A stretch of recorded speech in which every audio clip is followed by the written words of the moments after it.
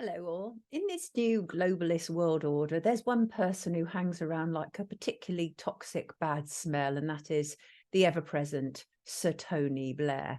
He was ennobled at Christmas 2022, a huge uproar about it, a petition about how he shouldn't have been given a Sir. But hey, people like him get ennobled and get awards because of their service to upholding the status quo in the establishment. So I want to talk about how Tony Blair, despite him being as unpopular as ever, has never, ever gone away from the world stage, because he's always been key to the digital ID plan. Some people may think that his digital ID dream that he promotes these days is a new thing, but far from it.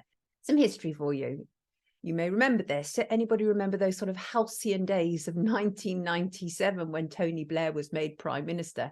I was about 5 months pregnant with my daughter, and I voted for him. We heard "things can only get better" repeated on cycle, and some of us believed it could. Oh, what a joke. The point that I knew there was a real problem with Tony Blair was when one Home Secretary after another was pushing for an ID card scheme. All of his successive Home Secretaries pushed for an ID card scheme, some of them in a slightly different form. David Blunkett talked about biometrics, as where you become recognizable by a particular feature of you, and that will be used for a number of things. And one has to wonder, how is Tony Blair, man who is so seriously despised in this world, managed to remain at the center of the political world as someone who is still shaping our society? Who does he know? Well, for starters, he's a Rothschild boy. Let us not forget that. He has been around the Rothschilds and working together with them for a digital dream. But the point is that Tony Blair's digital dream, or our nightmare, has been a long time coming.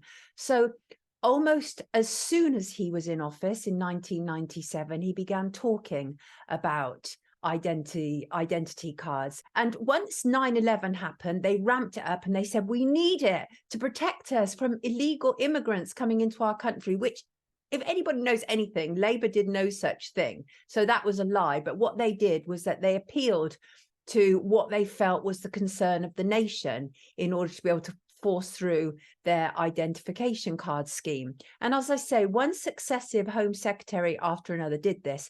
But it was in 2006 when Tony Blair visited the Forensic Science Services, which was attached to the Home Office. The Forensic Science Services held DNA profiles on a database, many of which had been included since new laws allowed the expansion in 2003. The Criminal Justice Act allowed police to take and keep DNA samples from anyone arrested for an imprisonable offence, regardless of whether they were found guilty or not. And more than 5% at that time, more than 5% of the UK population was on that database, compared to an EU average of 1.13%. So it was already showing you that the Big Brother society had taken root in the UK, but that wasn't enough for Tony Blair.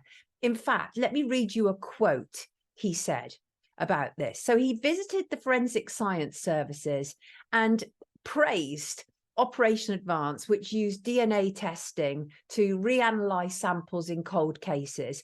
And Tony Blair said, I think the politicians are more resistant than the public. I think the public think if this is helping us track down murderers, rapists, then go for it.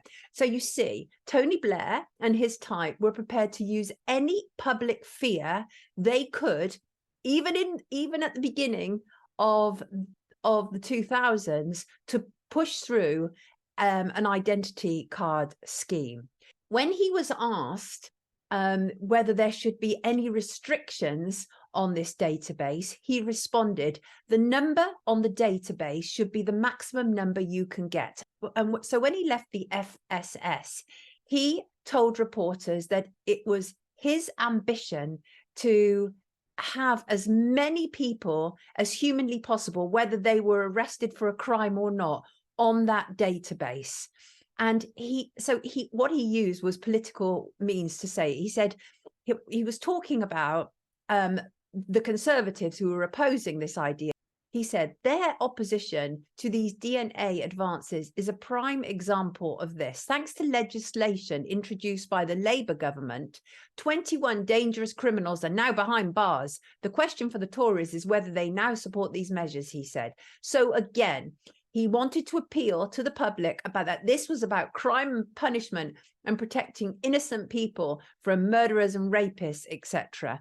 But what he did, it was very clear to me that the statements that he made at the FSS, that this was an authoritarian prime minister. And I think in some respects, that was really when I was starting to properly wake up to what was really going on. I mean, I already understood what was going on in like other areas like the music industry, because I've been a music journalist, but I hadn't that long been working in reporting on politics. So it was quite a wake-up call to me to realize that there were these politicians who wanted to introduce measures into our society which were draconian. And even more shocking that it was, you know, the good guy, Tony Blair, because believe me, unless you were there in 1997, it is hard to imagine the goodwill towards this man in the country, right?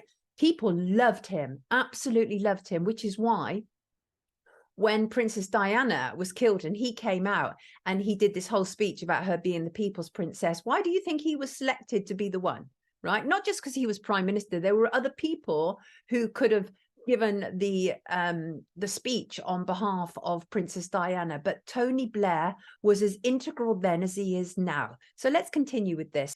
So Jackie Smith was one of the Home Secretaries pushing for ID cards. At one stage, I clearly remember the bill for ID cards had risen by 50 million as Home Office unveiled even just the pilot scheme. So what Jackie Smith said was that she wanted to get these transport workers to volunteer to have these cards.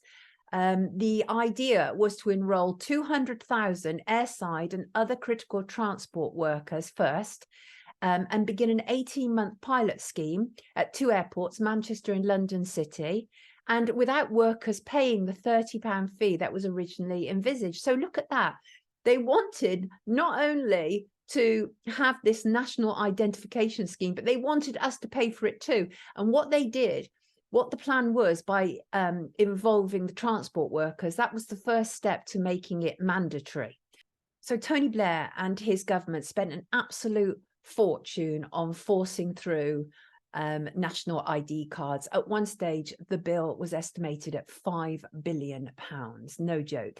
And what was even more hilarious was when David Cameron's coalition came in 2010, the very first bill to be scrapped was Tony Blair's ID card scheme.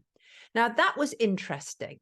Right, that was very interesting, and Theresa May made a big thing about it, about how it was infringing on our rights. Like any of them really care? No, but it had proven to be extremely unpopular. So to make it the very first bill that they scrapped was a vote winner. I mean, they'd already got into power, but it was what the public wanted. The public didn't want national ID cards. Yes, there were the occasional people who popped up and said, what a thoroughly good idea, but they hadn't really considered where it could possibly lead to or what it could possibly be about. So 2010, the Tony Blair's favoured ID, digital ID, biometric ID scheme was parked. And some people thought that was it. Aha, that's funny, right? Nearing the end of Tony Blair's time in office was when Madeleine McCann was reported missing. And it seems so peculiar to me that in so much of my research that involves government and issues of totalitarianism, Madeleine McCann seems to pop up. So Madeleine McCann had been reported missing about a month before Gordon Brown took over from Tony Blair. But Tony Blair and his wife were very involved in supporting Kate and Gerry McCann, of course, because prime ministers always get involved with parents of missing children. And I mean immediately. On the 4th of May, only hours after the alert of Madeleine's disappearance, the English ambassador, John Buck, had already been in the apartment offering the McCanns solidarity. And it should be noted that on that same day, the ambassador met with senior officials from the Portuguese police to understand the outlines of the case. These were extraordinary political steps that were being taken on behalf of a family. And so immediately, Tony Blair and his government got involved with the McCanns and offered them a great deal of support. Now, this was for a number of reasons. One, the optics looked great. This is a reality. Politicians think like this. Politicians and their lackeys think like this. So Kate and Jerry McCann, middle-class couple, to many people, a very attractive couple, and Madeleine was attractive, and perfect poster people for what he was already planning to do. And Tony Blair hoped that the McCanns would help him realise his far-reaching identity scheme. And to a degree, they did. They started petitioning European parliaments to extend what was known as the Amber Alert. The Amber Alert was cross-border cooperation, whereby if a child went missing, they were able to immediately inform authorities in adjacent countries and hopefully work together. But this also worked hand in hand with the rollout of a digital ID scheme. And in fact, Jerry McCann even went so far as to comment that if there had been a proper Amber Alert when Madeleine went missing, they may have been able to have got her back. And this, of course, appealed to the high emotion that was taking place at the time at the disappearance of Madeleine McCann. And Tony Blair was not averse to using this at all. In fact, to such a degree that he brought in a number of important key people to assist Kate and Jerry McCann. One of them was Clarence Mitchell. Clarence Mitchell was in charge of his media monitoring unit. And Clarence Mitchell had once very cockily made an announcement that it was his job to basically control the press and what went in the press regarding them. And Clarence Mitchell worked with Kate and Jerry McCann for many years, and probably does to a certain degree, although in a much more in the background role now, sort of the all-seeing eye, and an absolutely political appointment. I doorstepped Clarence Mitchell on election night when he was attempting to knock Caroline Lucas off of her perch in Brighton, and he wanted to become the Member of Parliament under the Conservatives for Brighton. He didn't succeed that night, but I doorstepped him, and it was a joyous moment. And it's actually in one of my McCann documentaries, which is available on YouTube. And then Gordon Brown, who replaced Tony Blair, also became involved with the McCanns. So the Portuguese police coordinator, Gonzalo Amaral, but there's lots been said about him, but he believed that the abduction was faked. And it was believed that Gordon Brown knew that Gonzalo Amaral was going to be removed from his post before Gonzalo Amaral knew it. This was how influential British prime ministers were regarding the Madeleine McCann case. And interestingly, in the days that followed Kate and Jerry McCann being made official suspects, or arguido as it's known in Portugal, Gordon Brown and Jackie Smith visited Leicester Police Station, the local police station for Kate and Jerry McCann. And it was supposed to be about a sort of neighbourhood watch scheme, but those of us who were busy watching what was taking place knew it was nothing of the sort. This was a high-powered meeting where Gordon Brown went to talk to the local police about the McCanns. New Labour, as they were known, and that was Tony Blair, Gordon Brown and their lackeys, gave absolute assistance to Kate and Jerry McCann. And that was absolutely the beginning of what I consider one of the biggest cover-ups in British history. And we still have Operation Grange, which is obviously the investigation into the disappearance of Madeleine McCann. It has cost us approximately £40 million. And this was on a path that was set by Tony Blair. And that's because he had hoped that Kate and Jerry McCann, while adding some sheen to him and Tony Blair, they liked to cozy up to the attractive couple, but also because they had plans for Kate and Jerry McCann regarding digital ID. And Kate and Jerry McCann did actually succeed in managing to convince various European counterparts to take part in the Amber Alert, and they succeeded. Tony Blair continued to be extremely influential on the world stage, a major player at the World Economic Forum. And some people are saying when Klaus Schwab retires, if he ever does retire, or if he just sort of falls off the perch, Tony Blair will replace him. That is how highly Tony Blair is considered amongst globalists. So after office, Tony Blair became even more involved with the Rothschilds. in January 2008, after he'd resigned from British politics, Tony Blair joined JP Morgan Chase in a senior advisory capacity. Of course, JP Morgan Chase is a Rothschild associated business. The bank was estimated to have paid him 2.52 million per year. I mean, that's just extraordinary money, isn't it? Tony Blair has been working at great length with Israel, as many of these ministers do. We know that now. Many people are deeply offended by Tony Blair, and with very, very good reason, whether it's to do with Dr. David Kelly or the Iraq war or the dodgy dossier, or the fact that this man has never been held to account and has seemed to have gone on to one incredible job after another. And it's because they are all in it together. So then Tony Blair, a man who truly has something of a God complex, and we talk quite a lot about people with God complexes recently, formed the Tony Blair Institute for Global Change, because he, that's how he sees himself. He sees himself as a global statesman. And what was interesting, it was, whereas in 2010, it was the Conservative government who got rid of Tony Blair's ID card scheme. In 2023, Tony Blair then teamed up with a former Conservative Party leader, William Hague, for his Tony Blair Institute for Global Change. And they put forth a new plan, a new national purpose: innovation can power the future of Britain, produced by multiple authors, but fronted by Tony Blair and William Hague. Look at this interesting picture. Look at them. They're almost standing in lockstep with each other. Look how they're both holding their hands. Interesting, isn't it?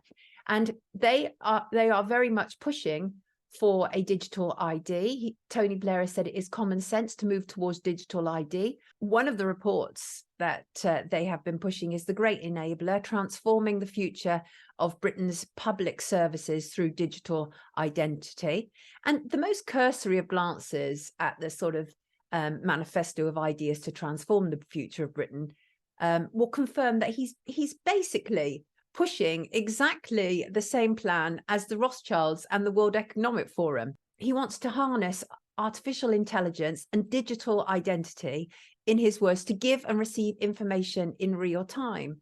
And one of the things that he said was the United Kingdom has been at the forefront of many of these breakthroughs and was home to one of humanity's great leaps, the Industrial Revolution. Another revolution is now taking place with developments in AI, a technology with a level of impact akin to the internal combustion engine, electricity, and the internet. So incrementalism will not be enough, because Tony Blair is all about pushing through very quickly at his will, right? So they are pushing for this.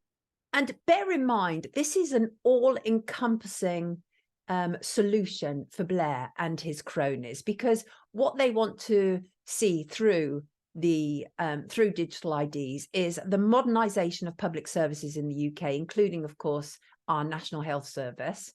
Now, when they say the modernisation, they mean the further digitalisation. In other words, medicine and our digital ID will work hand in hand.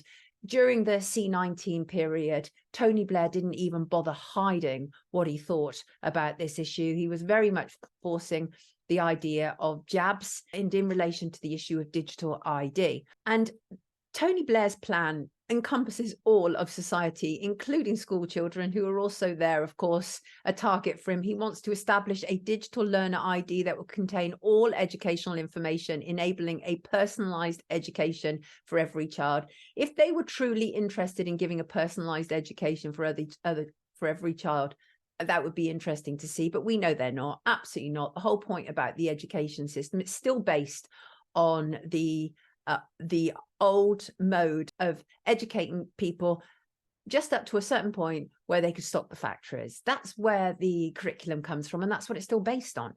And they want, Tony Blair sees himself as somebody who should overhaul all systems. Now, this absolutely, of course, all works hand in hand with the Great Reset agenda, of which Tony Blair has promoted and is very much a part of.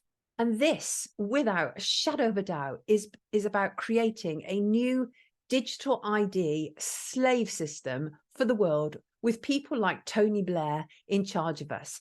There are many problems with a digital ID system. And whereas in 2006, Tony Blair just wanted everybody's prints, in 2023, Tony Blair wants a whole set of digital credentials to fit into your digital wallet. Now, this is very concerning. He's looking in particular at India and their digital system, as well as China. China, of course, their digital ID system is based on a social credit score, which Tony Blair absolutely supports, because he supports the idea of mandatory jabs as one example. There are many people who say, yeah, having a digital ID is great. You can have all you need in one thing. So everything you need, your bank card, your passport, your identification for the sports centre.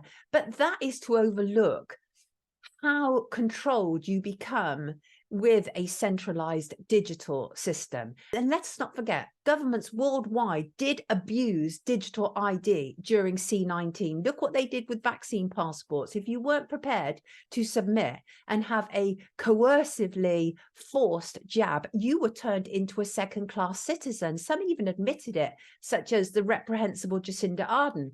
And there was this thing where if you refused the jab, you couldn't travel. If you refused to be tested, you couldn't travel. People lost their livelihoods because of this. So we know we can't trust these people.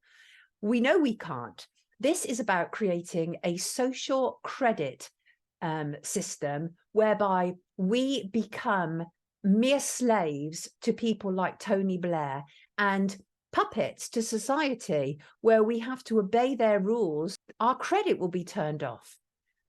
This is not that far-fetched. This is not looking at a future that's never going to happen. It's already here. It's already happened. It happened during C-19. In 2023, it is impossible for us to avoid the Israel-shaped elephant in the room. A couple of days ago in Parliament, MPs voted against a ceasefire in Gaza. I don't know how you can see all those pictures coming out and vote against a ceasefire. And a total of 56 Labour MPs voted for the ceasefire in Gaza, and that was against their party leader, Keir Starmer.